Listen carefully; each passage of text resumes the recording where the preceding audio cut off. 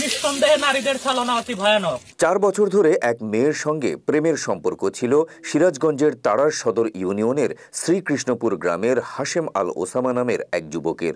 কিন্তু বেকার থাকায় 4 বছরের সেই ভালোবাসার সম্পর্কের ইতি টেনে তাকে ছেড়ে চলে গেছে প্রেমিকা। আর তাই রাগে দুঃখে নিজের মাথা ন্যাড়া করে দুধ দিয়ে গোসল করেছেন সেই যুবক। হাশেম আল ওসামা ওই গ্রামের মোহাম্মদ শাহজাহান আলীর ছেলে। সে সলঙ্গা ফাজিল ডিগ্রি মাদ্রাসার শিক্ষার্থী। জানা গেছে, বেকার থাকার অভিযোগে প্রেমিকার ছেড়ে যাওয়ার বিষয়টি মেনে নিতে পারেনি এই যুবক।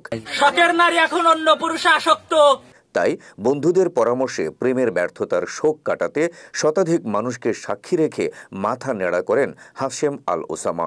পরে সোনা রূপা, গোলাপের পাপড়ি ও 20 লিটার দুধ দিয়ে গোসল করেন তিনি। সঙ্গে শপথ করেন জীবনে আর কোনোদিন প্রেম করবেন না, এমনকি বিয়েও নয়। ঘটনাটি ব্যাপক চাঞ্চল্যের জন্ম দিয়েছে স্থানীয়দের মধ্যে।